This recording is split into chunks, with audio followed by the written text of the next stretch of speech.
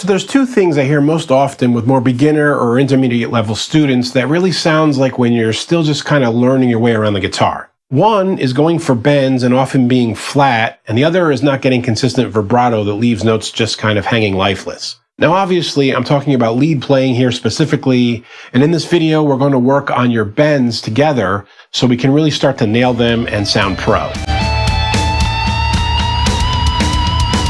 In a couple weeks, I'll be posting the same type of thing for your vibrato right after my cool Temu guitar stuff haul video. So if you want to catch all that cool stuff, please hit the old subscribe button. Now let's get right to the exercise we can do together. Okay, before we start, we need to make sure we're tuned together. I'm tuned to standard A 440 or standard E, whatever you want to call it. Here's my high E string. Make sure you match up with that.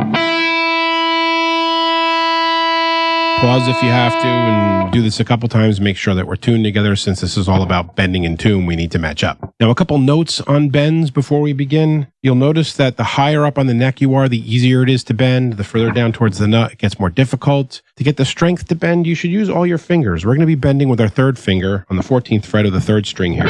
And I'm going to incorporate the other two fingers, the first on the 12th, the second on the 13th, and then the third on the 14th. I have all three fingers on the fretboard when I bend. That way, I'm not struggling trying to do it with just one finger. That's difficult. You want to start with the easiest way to bend, and even as an advanced player, I still use all the fingers available at all times. Last thing to mention is that we have a whole bend, which is going to be 2 frets. So an A would be 1, 2 up to a B. We'd be bending up to that note. If we were doing a half bend, it would be only 1 fret up to the B flat there. So this first bend we'll do together. We're going to do it with a drum beat. I always do all my practice with a drum beat. You want to turn yourself into an internal drum machine. We're going to go from here to here. So when you're doing the practice yourself, make sure you play the note first and then go back to what you're going to bend from. We will count in with a 4 count and then go. 1, 2, 3, 4.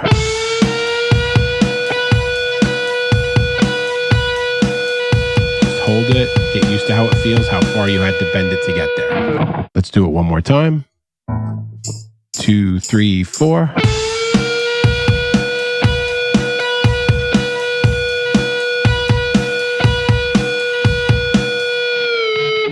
Good. And again, when you're doing this on your own, hit that other note and make sure.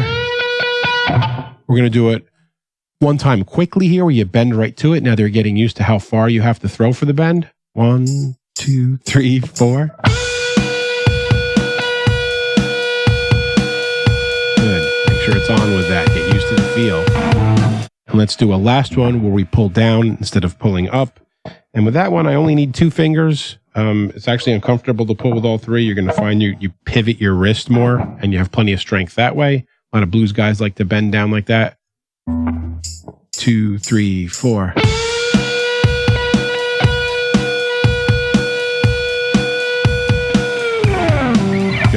Okay, let's do one more whole bend. We're going to go down to the 7th fret, make one that's a little bit more difficult. We'll drill that together. Then we're going to do a half bend, and that'll be it for today. So this one's going to be the 7th fret of the G string up to the E, whole bend. So again, first finger on the 5th fret, second finger on the 6th fret, get all the fingers in there, and we're going to bend from here to here. Together now. 1, 2, 3, 4.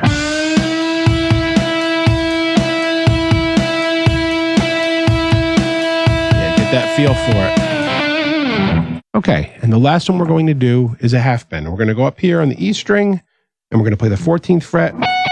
And if it's a half bend, it's 1 fret to the G. Let's do that together and get you used to the feel of that. 2, 3, 4.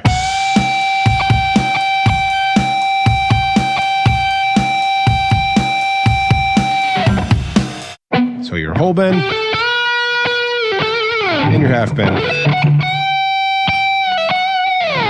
So go back and rewatch this as many times as you need to lock in with the bends that I'm doing as an exercise with you, and then go back and do your own and whatever parts of the neck you're working on, and just play that other note first that you're going to bend up to as a way of practicing until you really get used to it. Okay, so there's a good first step drill. Notice we did all of those with our 3rd finger. You can go through and practice those bending with your 2nd finger and more difficult with your 1st finger because you're not supporting with fingers behind it. Usually you're going to find with your 1st finger, it's going to be much easier to pull it down towards the floor than to go up towards the ceiling, but I just wanted this video to be the basic introduction and a drill that you can do over and over again. As I said, in a couple weeks, I'm going to do one for vibrato too, because that's something that's really missing for a lot of newer and beginner players.